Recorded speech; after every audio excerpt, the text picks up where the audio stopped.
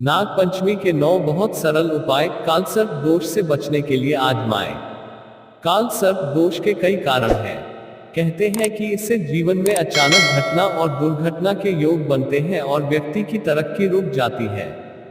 बाल्यकाल में किसी भी प्रकार की बाधा का उत्पन्न होना, अर्थात घटना, दुर्घटना, चोट लगना, बीमारी आदि का होना, विवाह में विलंब, विद्या अध्ययन में रुकावट, संतान का न होना या संतान द्वारा घोर कष्ट, रोजगार का नहीं मिलना, ऋण कलह, अकाल मृत्यु आदि भी काल सर्प दोष का लक्षण माना जाता है।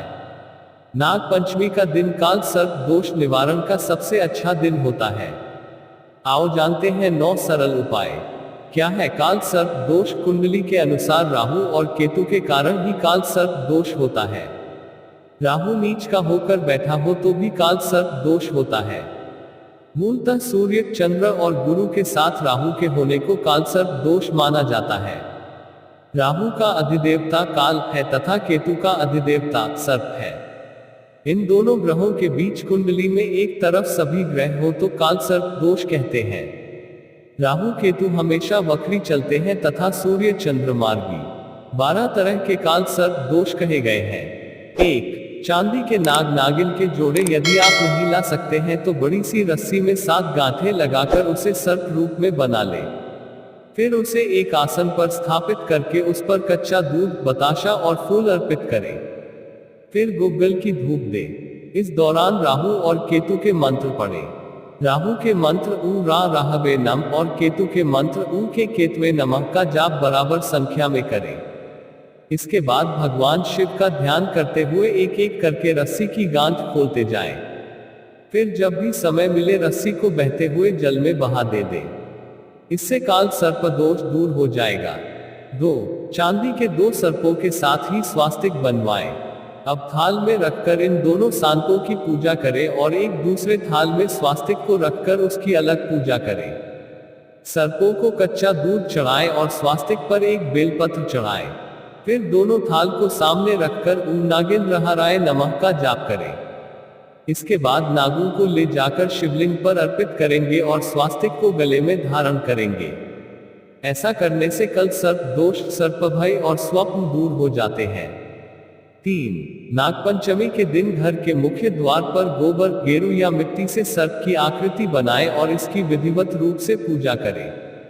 इससे जहां आर्थिक लाभ होगा वहीं घर पर आने वाली काल सर्प दोष से उत्पन्न विपत्तियां भी टल जाएंगी। 4. नाग पूजा के साथ ही नाग माता कद्रू, मनसा देवी, बलराम पत्नी रेवती, बलराम माता रोहिणी और सर्पों की माता सुरसा की वंदना भी करें। मान्यता अनुसार पंचमी के दिन घर के आंगन में नागफनी की शाखा पर मनसा देवी की पूजा करने से विष का भय नहीं रह जाता। मनसा देवी की पूजा के बाद ही नाग पूजा होती है। यह भी काल सर्प दोष से मुक्ति का एक उपाय है। 5. ज्योतिष के अनुसार पंचमी तिथि के स्वामी नाग हैं। इस दिन अष्ट नागों की पूजा प्रधान रूप से की जाती है। नाग पूजा से पूर्व भगवान शंकर की पूजा की जाती है। इसके बाद आप घर पर ही चांदी के नाग नागिन के साथ आप इन 8 नागों के मंत्रों के साथ इनकी पूजा करें। 6.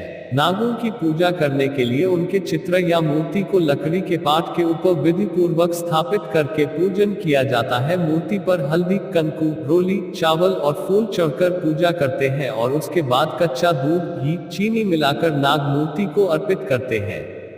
पूजन करने के बाद सर्प देवता की आरती उतारी जाती है। अंत में नाग पंचमी की कथा अवश्य सुनते हैं। 7. आस्तिक मुनि की दुहाई नामक वाक्य घर की बाहरी दीवारों पर सर्प से सुरक्षा के लिए लिखा जाता है। ऐसी मान्यता है कि इस वाक्य को घर की दीवार पर लिखने से उस घर में सर्प प्रवेश नहीं करता और काल सर्प दोष भी नहीं लगता है। 8. जिस जातक की कुंडली में काल सर्प योग, पितरी दोष होता है उसका जीवन अत्यंत कष्टदायी होता है। उसका जीवन पीड़ा से भर जाता है। उसे अनेक प्रकार की परेशानियां उठानी पड़ती हैं। इस योग से जातक मन ही मन घुटता रहता है। ऐसे जातक को नागपंचमी के दिन श्री सर्प सूक्त का पाठ करना चाहिए। 9. नासिक के पास त्र्यंबकेश्वर में काल सर्प दोष का शांतिकर्म किया जाता है। इसके अलावा भी किसी पवित्र नदी के तट पर तीर्थ स्थान में शिव सान्निध्य में प्रयोग किए जा सकते हैं। नाग पंचमी पर यदि यह शांति कर्म कराएंगे तो विशेष लाभ मिलेगा।